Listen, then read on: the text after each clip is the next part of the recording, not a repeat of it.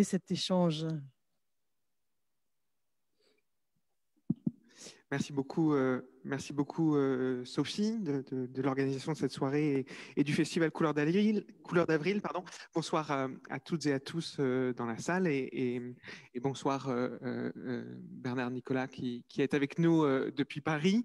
Voilà, on arrive quand même à. Oui, il faut que je regarde par là. Il faut que je regarde par là. On arrive quand même à assurer le lien en dépit de la situation. Donc, on vient de voir ce film Homothérapie. Vous êtes réalisateur, vous faites des films d'investigation, des longs métrages, 50 minutes, 90 minutes, sur des sujets variés, autant l'hôpital public que le scandale du Mediator ou la vie politique française, avec notamment l'affaire Boulin ou l'affaire Karachi. Est-ce que peut-être pour ouvrir la discussion, vous pourriez nous dire quelques mots de la genèse d'Homothérapie et comment ce projet de film est né pour vous? En réalité, c'est assez simple. J'interviens régulièrement depuis plusieurs années à l'École supérieure de journalisme de Lille dans le domaine de l'investigation et voici 3 ans à peu près, 2 étudiants me proposent une enquête sur les thérapies de conversion visant les homosexuels. J'étais assez stupéfait, je vous l'avoue, parce que je n'imaginais pas qu'au XXIe siècle, on tentait de soigner les homosexuels comme s'il s'agissait d'une maladie. Et donc, je trouvais le sujet d'enquête suffisamment inédit pour leur donner le feu vert pour réaliser ce travail. C'était un travail à l'origine destiné pour le web, c'est-à-dire qu'il y avait à la fois du texte, de l'iconographie, un peu de son et très peu de vidéos pour le coup, puisque leur enquête portait essentiellement sur les origines des thérapies de conversion, c'est-à-dire aux États-Unis. Et donc, mais leur travail était tellement remarquable que je me suis dit, et je leur ai proposé, de sortir ce travail de l'école et de le proposer à un producteur qui est tombé de sa chaise lui aussi, compte tenu de la thématique, et qui est allé le proposer à Arte. Et c'est ainsi que le film est né, c'est-à-dire que mes 2 étudiants, je les ai embarqués, entre guillemets, avec moi. Moi, j'ai réalisé le film, mais j'ai travaillé avec eux. Vous avez vu des séquences en caméra cachée au sein d'un mouvement évangélique et au sein du groupe Courage à Paris, qui est un groupe de thérapie catholique, pour le coup. Et donc, un des 2 s'est infiltré en caméra cachée dans ces mouvements-là pour voir la réalité de ces mouvements et leur côté pathogène. Et puis, et l'autre, Timothée de Roglaudre, a travaillé avec moi sur le casting, si j'ose dire, sur l'enquête elle-même, c'est-à-dire trouver des témoignages. Voilà, donc c'est au départ un travail d'étudiant qui a donné ce film au final. Et est-ce que vous pourriez nous parler un peu de la manière dont vous avez réalisé, de la manière dont vous avez travaillé? Il y a effectivement quelque chose de frappant, c'est le registre, si je puis dire, des images ou des sources que vous avez. Est-ce que c'est d'une part tout un travail d'infiltration, et j'imagine que le public comme moi sera curieux de savoir comment on réussit à infiltrer des groupes comme ceci, comme cela. Est-ce que c'est facile? Est-ce que c'est complexe? Quelles difficultés spécifiques vous rencontrez? Mais aussi, ce qui est frappant, c'est le nombre à la fois de témoignages de personnes qui ont vécu et qui ont subi ces thérapies, mais aussi le nombre le nombre. On est toujours là, ok, pardon. L'écran est devenu tout noir, d'où ma surprise. Ce qui est frappant, c'est aussi le nombre de repentis, si je puis dire, et de personnes qui, pendant des années, ont été les agents de ces structures d'oppression, et puis qui, à un moment, se rendent compte de ce qu'ils ont fait. Oui, en réalité, si nous nous sommes infiltrés dans ces mouvements-là, c'est parce qu'on ne pouvait pas faire autrement. On utilise en général, moi ça m'est arrivé dans mon long passé d'enquêteur, d'utiliser des caméras discrètes, comme on dit, parce que je ne pouvais pas faire autrement, et pour donner à voir une réalité, on est parfois obligé de passer par ce stratagème, si j'ose dire. Et donc, nous avons fait des demandes officielles aux groupes évangéliques concernés, et également au groupe Courage. On s'est adressé à leur structure d'origine aux États-Unis, mais également dans la structure évangélique en France. Et nous avons essuyé 2 refus, évidemment, de tournage dans les structures en question. Et donc, pour en montrer la réalité, puisque nous avions par ailleurs des témoignages de gens ayant subi ces thérapies, on s'est dit il faut qu'on aille voir, et pour voir, il fallait s'y infiltrer. Donc, un des 2, Jean-Loup Adenor, s'est fait passer pour un jeune homosexuel en souffrance et ayant besoin d'accompagnement, entre guillemets, puisque c'est comme ça qu'ils l'appellent, en euphémisant les propos, ils disent, voilà, on accompagne les homosexuels, les jeunes homosexuels. Et donc, il s'est inscrit, tout simplement, et il a vécu pendant 8 jours sous une tente de camping et dans le parc d'un château que l'on voit dans les images, et il a assisté à un certain nombre de rituels que vous avez pu voir dans le film. Pour le reste, nous avons fait un gros travail d'investigation, c'est-à-dire qu'on a cherché sur des sources ouvertes, notamment sur Internet, et on a vu que, par exemple, Alan Chambers, qui a dirigé Exodus International, une grosse structure aux États-Unis, qui avait vraiment pignon sur rue et pignon à la télé aussi, à l'époque, s'était repenti de tout ce qu'il avait fait subir, et on a immédiatement pris contact avec lui, et de manière tout à fait naturelle, je ne sais pas si c'est parce qu'aux États-Unis, c'est beaucoup plus transparent, en tout cas, il a accepté.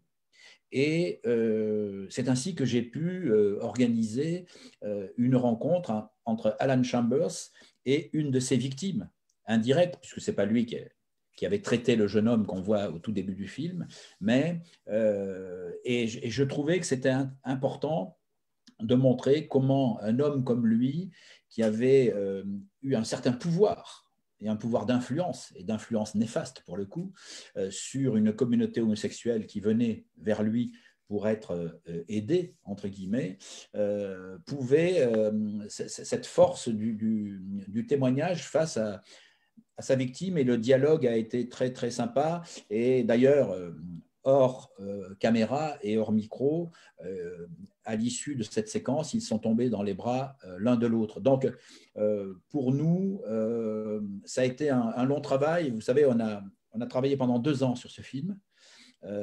Donc, pour à la fois trouver les éléments constitutifs de notre enquête, tous les contacts, etc., et puis convaincre aussi les témoins que vous avez vus de se mettre devant une caméra. Vous savez, l'œil de la caméra est toujours un peu inquisiteur, et là, on était dans le domaine de l'indicible, et pour nous, ça a été assez difficile pour 2 ou 3 d'entre eux de les convaincre. Après, évidemment, il y avait ceux qui pratiquaient les thérapies, comme Richard Cohen, par exemple, aux États-Unis. J'ai passé des heures avec lui en Zoom pour le convaincre, parce que je trouvais qu'il était tellement caricatural, lui, et puis lui aussi a eu beaucoup de succès aux États-Unis à une certaine époque, et se vante d'avoir soigné, entre guillemets, des homosexuels par centaines. Donc, il fallait absolument qu'il soit dans ce film, et comme on dit vulgairement, j'ai un peu ramé pour l'avoir, mais il a accepté. Vous avez vu, je n'étais pas déçu. Quelque chose aussi m'a frappé. J'ai plusieurs collègues et amis sociologues qui travaillent depuis quelques années sur les réseaux européens et internationaux, ou en tout cas occidentaux, américains, anti-genre, et en montrant par exemple que ce qu'on a connu en France pour les Français, mais ce qui se retrouve dans d'autres pays au moment de la manif pour tous, était extrêmement connecté à d'autres pays, par exemple des réseaux italiens, des réseaux d'Europe centrale, et qu'en fait, il y avait toute une organisation internationale, européenne, nord-américaine, pour résister à différents endroits au même moment, à des tentatives ou à des mouvements de reconnaissance des droits des minorités sexuelles au moment du mariage, de l'adoption, etc., etc. Et ce qui est très, très frappant, très, très fort dans le film, c'est par les différents pays que vous avez parcourus, c'est de montrer comment ces mouvements peut-être plutôt venus des États-Unis, de ce que vous dites, réussissent à s'imposer et à circuler dans toute une partie du monde. Je crois que l'un des témoins, ou peut-être la voix off, j'en suis plus sûr, parle de franchise qui s'installe dans des pays. C'est quelque chose de très frappant, cette forme d'international anti-genre ou homophobe, je ne sais pas comment la nommer, mais en tout cas, ces réseaux sont extrêmement... voilà, c'est quelque chose de très marquant dans le film. Absolument. On s'est aperçu que ces structures, notamment le mouvement Living Waters aux États-Unis, avaient établi une sorte de business plan pour s'implanter un peu partout dans le monde. Et en France en particulier, ils ont trouvé des relais dans les milieux protestants évangéliques, mais qui sont directement associés, entre guillemets, intégrés à l'Église protestante de France. Et donc, c'est ça qui nous a beaucoup étonnés, c'est que l'Église officielle tolérait ce genre de pratique sans intervenir. Donc, ils avaient effectivement le plan de lancer, comme je le dis dans le commentaire, des franchises à l'étranger. Et ça a été pareil pour Courage international. Hein, c'est la baseline de l'organisation, c'est Courage international. Donc, alors eux, ils s'appuient essentiellement sur des réseaux catholiques. Et en France, vous l'avez vu, on en passe quelques extraits d'une vidéo officielle de la communauté de l'Emmanuel, qui était un des porte-drapeaux. Il y en avait des drapeaux de la manif pour tous à l'époque. Et effectivement, là, vous avez tout à fait raison, Antoine, ils se sont appuyés sur un réseau extrêmement puissant. En France, la communauté d'Emmanuel est très, très puissante et a beaucoup d'influence. Elle est reconnue par le Vatican, officiellement. Et c'est vrai que pour le mouvement Courage, ça a été plus facile. Alors, ils ont eu le soutien également de quelques évêques, notamment l'évêque de Fréjus-Toulon, Monseigneur Ray, qui, lui, est un des promoteurs de Courage en France et un des grands théoriciens de la Manif pour tous. Voilà. Et donc, c'est vrai qu'il y a eu ce lien très, très fort entre les structures américaines et leur pendant en France. Et c'est comme ça qu'ils ont pu s'installer. Alors, Courage, c'est un peu encore embryonnaire parce qu'ils sont là depuis à peine quelques années, 5-6 ans. Mais voilà, les évangéliques étaient un peu plus actifs et avaient un public un peu plus réceptif. Maintenant, je ne sais pas si vous vouliez l'évoquer, mais vous savez qu'une proposition de loi a été déposée sur le bureau de l'Assemblée nationale par Laurence Vanceunebrock-Mialon, qui est une députée de La République En Marche et qui pour interdire les thérapies de conversion en France. Mais ce n'est pas gagné ailleurs, c'est clair. Une mission d'information menée effectivement par 2 députés. Est-ce que vous voulez nous parler un peu de...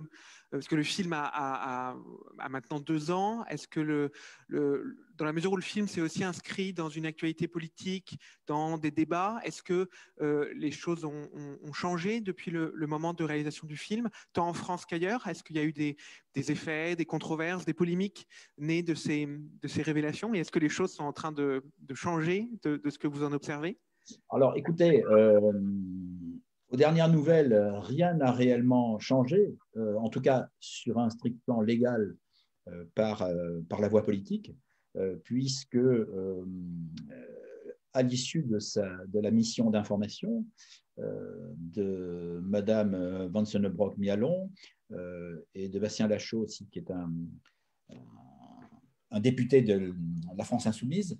Donc, ils ont travaillé main dans la main, tous les deux, et en réalité, ils ont eu beaucoup de mal à convaincre visiblement en interne leurs collègues députés du bienfait possible de cette loi pour interdire ces thérapies d'un autre âge, quoi.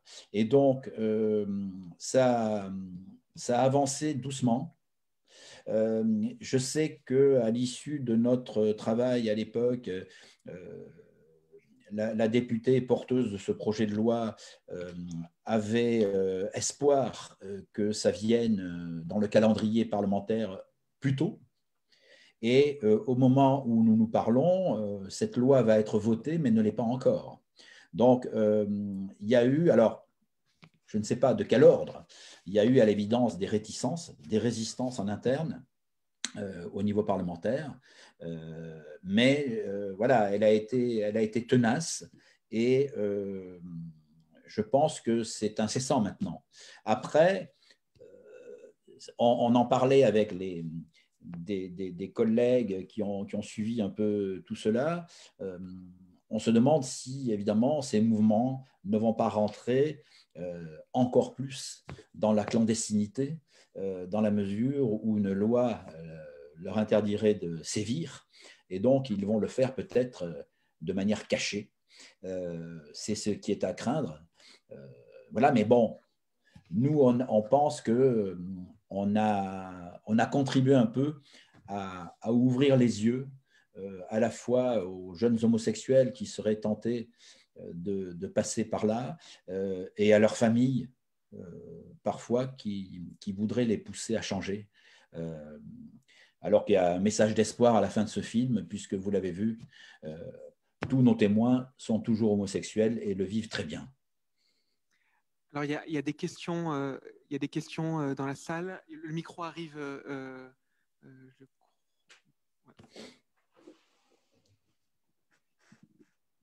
Ça va, comme ça va. Voilà, merci pour le film que vous avez présenté. Vous avez soulevé beaucoup de problèmes. Moi, je retiens si l'homosexualité, c'est une maladie, comme ça a été un peu... Donc, il y a ce qu'on appelle le problème de remboursement des frais. Le type qui a dit ça, le médecin, il a dit, bon, je suis obligé de mettre comme quoi disons, un médicament, enfin de... Oui, c'est en Allemagne. Oui, c'est ça. C'est vraiment, ça pose un problème. Alors, pour d'autres maladies, il y a le remboursement des frais. Et est-ce que si, dans le cadre, ce cadre-là, puisqu'il y a une thérapie, tout ça, donc il y a des dépenses. Donc, comment on va vraiment procéder pour y intégrer ce type de thérapie? Est-ce que c'est remboursable ou pas? Vraiment, il faut y penser. Ça, c'est ma question. On peut éventuellement prendre plusieurs questions à la fois pour que si d'autres personnes ont des questions dans la salle, comme ça on fait tourner le micro.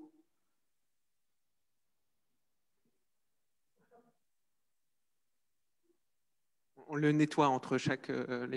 Ah oui, d'accord. En strict, hein, on y veille.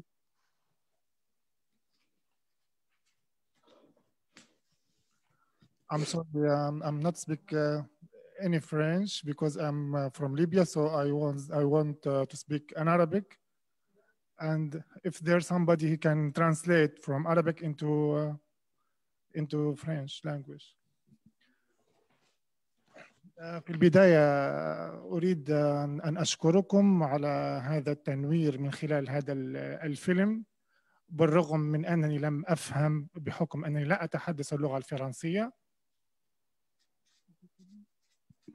Oui, tout d'abord, je voudrais vous remercier pour ce film, malgré le fait que je n'ai pas tout compris, parce que c'est en français et moi, je ne maîtrise pas trop le français.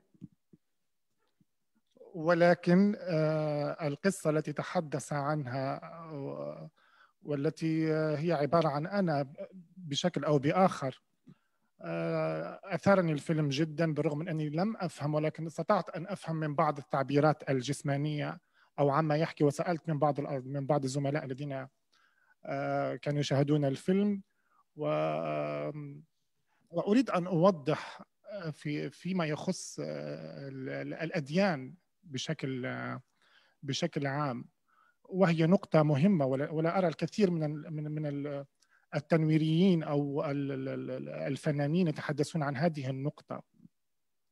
لا يمكن أن نفهم الأديان جميعا إلا لو أخذناها من منظور ميثولوجي، ولكن إذا نظرنا من الأديان من منطلق أيديولوجي سوف نفقد معناها الحقيقي.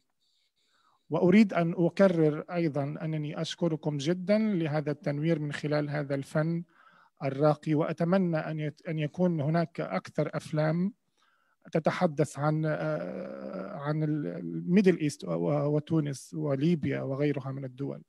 وشكرا لكم. Donc rapidement, merci encore pour la diffusion de ce film. Deux points. Ça aurait été intéressant d'avoir le point de vue aussi de quelques pays peut-être arabes sur ces questions-là, et peut-être aller plus dans le détail sur le point, l'accès des religions et surtout l'idéologie et les mythes liés aux religions et liés à ces questions par rapport aux religions. Qu'est-ce qu'on fait, Antoine? Je réponds aux deux questions. Peut-être, oui, répondez, puis on reprendra ensuite des questions s'il y en a d'autres. Voilà. Alors, pour le monsieur qui évoquait ce médecin en Allemagne, qui est évidemment très décrié, vous vous en doutez, parce que c'est une caricature sur deux pattes, non, il n'y a aucun risque que les thérapies de conversion soient remboursées, parce que l'homosexualité n'est pas une maladie. Déjà, un. Et deuxièmement, ces thérapies n'en sont pas. Ce sont des systèmes. Vous savez, j'ai beaucoup travaillé, moi, sur le phénomène sectaire. J'ai travaillé sur beaucoup de sectes qui ont sévi et qui sévissent encore en France. Et j'y retrouve un peu tous les mêmes ingrédients. À la fois un mélange de manipulation affective, de manipulation mentale et sur fond d'ésotérisme avec des textes bibliques complètement déformés. Et voilà, et les gens qui, au bout d'un moment, ne savent plus trop où ils en sont. Mais voilà, encore une fois, ce monsieur en Allemagne a créé le scandale, justement, c'est pour ça qu'on voulait le voir, parce que il est dans le déni total et contre vents et marées. Il dit que l'homosexualité est une maladie, qu'il a soigné beaucoup de gens. Enfin, vous avez vu, son argumentaire est complètement ridicule. Et je n'ai pas eu besoin de poser beaucoup de questions pour qu'il tombe dans cette ornière-là. Donc, non, l'homosexualité n'est plus une maladie et donc elle ne peut pas, les soins qu'on peut apporter à un homosexuel ne seront jamais remboursés, évidemment. Pour la deuxième question, monsieur, vous avez tout à fait raison. On s'est dit qu'on aurait pu, effectivement, mais alors à ce moment-là, il aurait fallu peut-être plusieurs films, aller voir comment l'homosexualité était appréhendée dans la religion musulmane ou dans la religion juive, par exemple. Mais c'était aussi un autre film avec une autre ambition, ou alors j'aurais dû faire deux films différents. On a eu parmi nos témoins un jeune, enfin il était plus très jeune quand on l'a eu, mais il avait subi ça au sein de sa communauté juive aux États-Unis. Finalement, il s'est, pardonnez-moi l'expression, hein, il s'est dégonflé au dernier moment, il n'a pas voulu témoigner, mais il y avait au sein de sa communauté, effectivement, des mesures coercitives et une sorte de poids de la religion sur son homosexualité quand il a fait son coming out, comme on dit. Toute sa communauté juive lui est tombée dessus et a tout fait pour qu'il change. Il est tombé en dépression. Enfin, il a suivi ce parcours douloureux que beaucoup de mes témoins racontent dans le film, dans mon film. Et en réalité, voilà, il m'aurait fallu 2 ou 3 heures d'antenne si j'avais voulu traiter l'homosexualité vue par la religion musulmane ou par la religion juive, par exemple. Mais vous avez raison, c'est un thème très, très intéressant. Ce qui nous a incité à travailler aussi plus sur la religion catholique, par exemple, c'est que pendant que je préparais ce film, j'ai lu un livre d'un journaliste et sociologue qui s'appelle Frédéric Martel, qui a écrit un bouquin qui s'appelle Sodoma et qui racontait 4 ans d'enquête qu'il a mené au Vatican, où il a dévoilé que beaucoup de prélats autour du pape François, qui se déclaraient officiellement homophobes, étaient en réalité homosexuels, et homosexuels pratiquants. Donc il y avait cette forme d'hypocrisie officielle de l'Église catholique qui nous a alertés, qui nous a interpellés, et il était pour nous très important de montrer que sur le terrain, c'était un peu la même chose. Parce que le prêtre qui, à un moment donné, vous le voyez en caméra cachée, donne les différentes définitions de l'homosexualité, des pratiques différentes, etc., chez les marins, en prison, enfin, etc., eh bien, il s'est fait épingler il y a un peu plus d'1 an maintenant en Suisse pour des pratiques évidemment, qu'il dénonçait par ailleurs dans notre film. Vous voyez, donc, cette hypocrisie qu'on voyait au plus haut niveau de l'Église catholique au Vatican, on la retrouve aussi sur le terrain. Et en même temps, moi ce à quoi j'ai été aussi sensible dans le film, c'est que ce n'est pas un film contre la religion, ou en tout cas le point de vue n'est pas monolithique sur la religion. Et je pense que ça fait aussi écho à beaucoup de débats qui peuvent avoir lieu ici à Tunis ou ici à Tunisie ou dans d'autres pays dans les mouvements d'émancipation. C'est que vous donnez aussi la parole soit à des groupes LGBT catholiques, oui, qui se battent à l'intérieur de leur structure, à l'intérieur des mouvements catholiques pour lutter contre ces pratiques. On voit notamment Anthony Favier qui co-préside David et Jonathan, l'association catholique. On voit aussi Jean-Michel Dunant qui fait partie d'une communauté. Donc, de montrer aussi qu'à l'intérieur de groupes religieux, il existe aussi des groupes progressistes qui essaient de transformer ces oui, vous avez raison, Antoine, c'était tout à fait édifiant pour nous. Ces mouvements inclusifs, comme on dit, qui voudraient que leur Église change, parce que Jean-Michel Dunant est un homme très, très engagé. Bon, pour moi, c'est le témoin le plus fort, hein. Mais il est très, très engagé au sein de l'Église catholique. Il a créé sa petite communauté Béthanie, où on retrouve à la fois des hommes, des femmes, des lesbiennes, des transgenres, etc. Il accueille tout le monde et ils vivent leur foi. Ils essaient de montrer qu'on peut vivre sa foi, même si on a des pratiques sexuelles différentes de ce qu'on attendrait. Voilà. Et c'est vrai que nous, ça nous a beaucoup, beaucoup frappé de voir comment, avec beaucoup de courage, Anthony Favier et beaucoup d'autres essaient de faire changer l'Église de l'intérieur par rapport à ce problème de l'homosexualité. Et ils y parviennent. Alors après, il y a toujours des difficultés. Par exemple, moi, je voulais tourner l'interview, par exemple, d'Anthony Favier dans une église, parce que vous avez vu qu'il y a beaucoup d'églises dans le film, c'est pour ça, et vous avez raison, c'était volontaire de ma part en termes de mise en image. Je voulais montrer que même s'ils avaient beaucoup souffert à cause ou par un entourage religieux, entre guillemets, qui aurait voulu les faire changer de sexualité, ils étaient quand même restés toujours très attachés à leur église.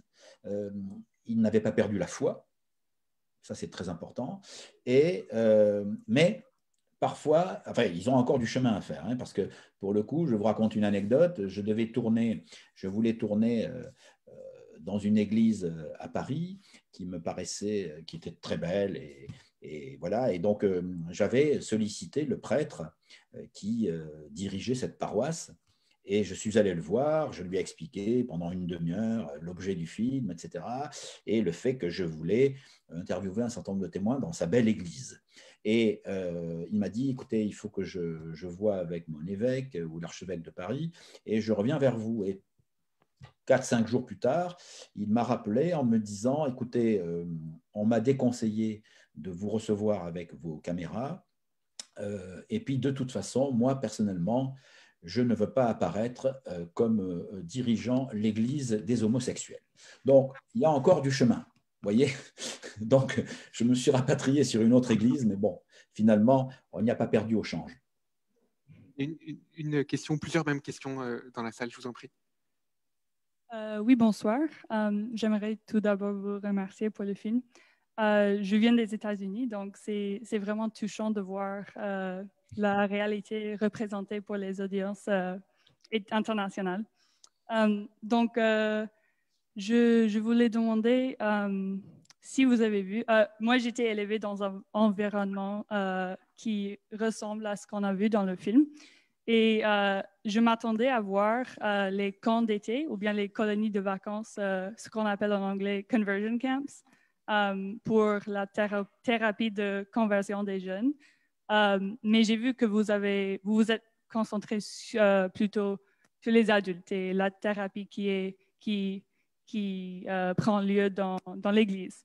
Donc, je voulais demander si vous avez vu que ça change la forme de la thérapie. Est-ce que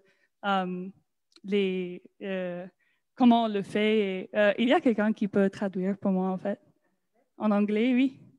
Pas de souci. Like the way that they're doing conversion therapy, it's changing, and they are using different forms to maybe get around the taboo that is being created about conversion therapy. For all people, but especially for young people and teenagers. Yeah. Pardon, je vais essayer de traduire sa question. Donc, ce qu'elle souhaitait savoir, c'est est-ce que ces groupes ont réussi à contourner aussi les méthodes qui sont mises en place pour un peu mener d'autres thérapies de conversion, y compris pour les enfants? Alors, souvent, d'ailleurs, vous l'avez vu dans les témoignages aux États-Unis, souvent, ce poids de la famille, d'une famille, par exemple, très, très religieuse, hein, il y en a beaucoup aux États-Unis, l'enfant le ressent dès le début. C'est-à-dire, enfin, dès que lui ressent son attirance pour des personnes du même sexe, il va le dire, et c'est là que tout commence. Et il est clair que quand tel ou tel témoin nous raconte ce qu'il a vécu à l'époque, effectivement, c'est un enfant, c'est une adolescente qui se retrouve face à des parents très engagés dans leur communauté religieuse et qui vont tenter de la faire changer. Vous avez vu, il y a une jeune femme qui témoigne dans le film, ses parents sont allés jusqu'à lui faire subir un exorcisme extrêmement violent et ça a été catastrophique derrière, puisqu'elle est tombée à la fois dans la drogue, l'alcool, enfin vous avez vu, elle le raconte très très bien. Et alors pour le coup, la seule thérapie qui a été positive pour elle, c'est cette interview, hein, puisqu'à la fin, elle m'est tombée dans les bras, en larmes, en me remerciant de ce que ça avait été positif pour elle de pouvoir raconter tout ça. C'était la première fois qu'elle le faisait. Et donc, enfin, en tout cas, dans un média. Elle l'avait fait dans des réunions de jeunes homosexuels, hommes ou femmes, qui avaient traversé des années d'épreuves comme ça. Elle était venue apporter son témoignage sur une estrade, mais en télévision, c'était la première fois. Et alors, pour vous dire que, effectivement, on a cherché, nous, des images pour illustrer ce que vous appelez ces colonies de vacances où on va essayer de remettre l'enfant dans le droit chemin de l'hétérosexualité, évidemment. Et donc, on a essayé de retrouver ces images-là, mais on n'en a pas trouvé. On n'en a pas trouvé parce que, effectivement, je crois que ces structures-là avancent de manière plus ou moins clandestine, ou en tout cas très secrète. C'est très secret. Et donc, on n'a pas pu récupérer ce genre d'images. On a trouvé quand même ces images, vous savez, là aussi un peu caricaturales de ce qu'on appelle les stages de virilité que vous avez vus dans le film. Mais pour illustrer ce que, par exemple, nos témoins avaient vécu tout jeunes, on n'a pas pu trouver ces images-là. On a travaillé essentiellement sur des sources ouvertes et pour nous, rien n'est apparu à ce niveau-là. On l'a beaucoup regretté parce que ça aurait été, je pense, très, très parlant, mais ça n'a pas pu se faire. Je voudrais préciser qu'aux États-Unis, tout est en train de bouger. Le témoignage d'Alan Chambers, par exemple, a été diffusé sur toutes les chaînes américaines, de CNN à CBS, NBC, etc., quand il a dit j'arrête, on s'est trompé, on a fait du mal aux gens, etc., etc.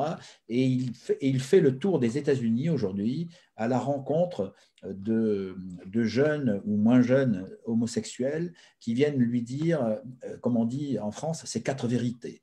Et donc, il accepte de subir ça comme une sorte de contrition, de rédemption, et il fait le tour des États des États-Unis. Et il y a plusieurs États qui, aujourd'hui, ont interdit ces pratiques-là. Donc, c'est en train de bouger, même dans un pays où religion et politique sont intimement liées.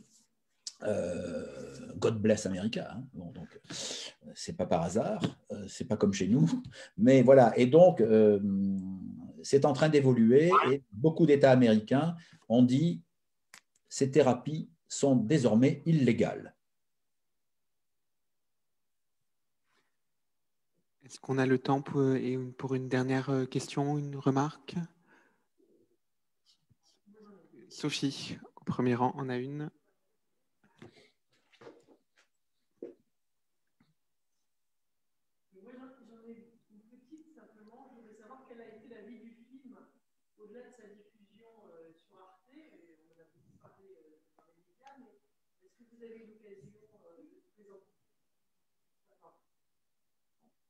On n'y est pas, je crois. Je n'ai pas entendu la question. Oui, excusez-moi, non, il y avait un problème de micro. Je souhaitais savoir quelle avait été la vie du film au-delà de sa diffusion sur Arte. Et je sais qu'il y a eu beaucoup d'échos médiatiques au moment de sa diffusion. Est-ce que vous avez été invité dans des festivals? Est-ce que le film a tourné? Est-ce qu'il a été vu, notamment dans les pays dont il parle? Voilà.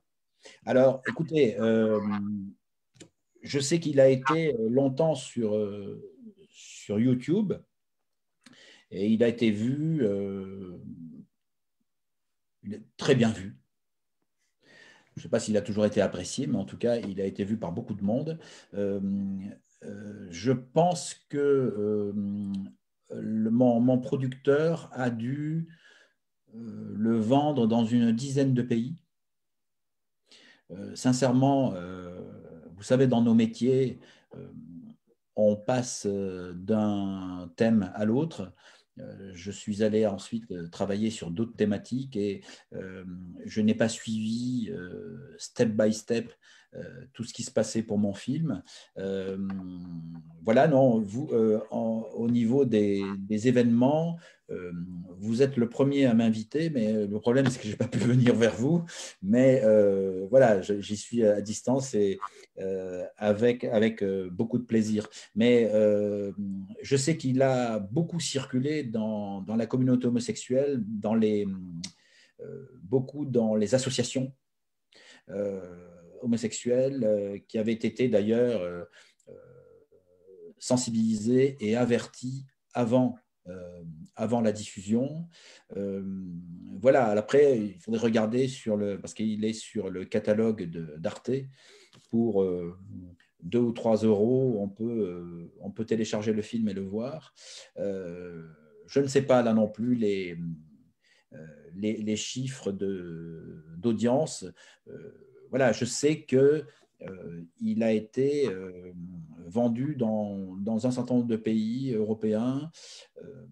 Voilà, je pense à un moment donné qu'il y avait une touche en Pologne et je pense qu'en Pologne, ça aurait été intéressant que ce film soit visionné parce que vous l'avez vu, la Pologne est quand même très très en retard en matière d'appréhension normale de l'homosexualité. Les homosexuels en Pologne vivent toujours de manière clandestine. Hein. Donc, si avec courage certains organisent des manifestations de sensibilisation sous le drapeau arc-en-ciel, mais c'est à leurs risques et périls, car vous avez bien compris qu'ils n'étaient pas considérés comme des citoyens polonais normaux. Peut-être une dernière petite remarque avant qu'on conclue, mais au début du film, vous utilisez le mot fondamentalisme ou fondamentaliste pour parler des groupes. C'est quelque chose qui m'a beaucoup frappé après coup en y repensant sur la France, c'est-à-dire qu'on parle beaucoup du fondamentalisme en France, mais en fait, on ne parle pas du tout des groupes dont vous parlez, de ces groupes religieux en termes de fondamentalisme, et on vise d'autres groupes de population. Et que du coup, c'est assez frappant, en tout cas pour la France, c'est que ces thérapies de conversion, ces groupes religieux et les violences ne sont pas perçues dans le débat public comme fondamentalistes ou dangereuses. Et ce que vous disiez sur le relatif désintérêt des députés, tel que le relataient les députés que vous avez rencontrés, est quelque chose d'assez frappant aussi sur les catégories de perception des débats sociaux ou des débats politiques à l'intérieur de la France. Vous avez tout à fait raison, et c'est à dessein que j'ai utilisé ce terme de fondamentaliste, parce que j'estime qu'il y a, s'il y a des fondamentalistes dans toutes les traditions, les grandes traditions, dans toutes les religions, évidemment, en France, on a très facilement l'habitude de stigmatiser les fondamentalistes musulmans, et j'estime, et c'est par conviction, que j'ai dit ça, j'estime qu'il y a aussi des fondamentalistes dans la religion catholique. Il y a des fondamentalistes aussi chez les protestants, et avec des raisonnements rétrogrades face à justement les Anthony Favier et les autres qui sont beaucoup plus progressistes et qui voudraient que la religion qu'ils pratiquent, qui est leur religion, voilà, progresse. Et effectivement, il y a pour moi, chez les catholiques comme chez les protestants, des fondamentalismes dangereux, et c'est vraiment volontaire si j'ai utilisé ça dans le commentaire. Bernard Nicolas, un très grand merci pour votre présence à distance, même si on aurait évidemment adoré que vous soyez présent en chair et en os parmi nous, mais c'était un grand plaisir de pouvoir débattre avec vous et vous écouter. Et puis un grand merci pour votre film, auquel on souhaite de beaucoup circuler et de continuer à être vu. peut-être avant de terminer, l'annonce de la suite du programme de ce festival Couleurs d'Avril. Donc la deuxième soirée a lieu demain à partir de 18h30 à l'Institut français de Tunis, dans l'auditorium pour une rencontre débat intitulée « Quelle relève militante aujourd'hui ?» un débat qui portera sur le nouveau militantisme humain et les dernières manifestations et les transformations en cours dans les modalités d'expression, avec un certain nombre de militants engagés dans différentes associations et aussi des universitaires et des chercheurs. Un grand merci à vous de votre présence ce soir. Avec plaisir, Antoine. Saluer tout le monde et la Tunisie, pays que j'aime beaucoup. Peut-être une prochaine fois, quand le virus aura régressé et quitté nos pays, peut-être pourrons-nous nous retrouver en direct. On le souhaite. À bientôt. Bonne soirée à toutes et à tous. Merci.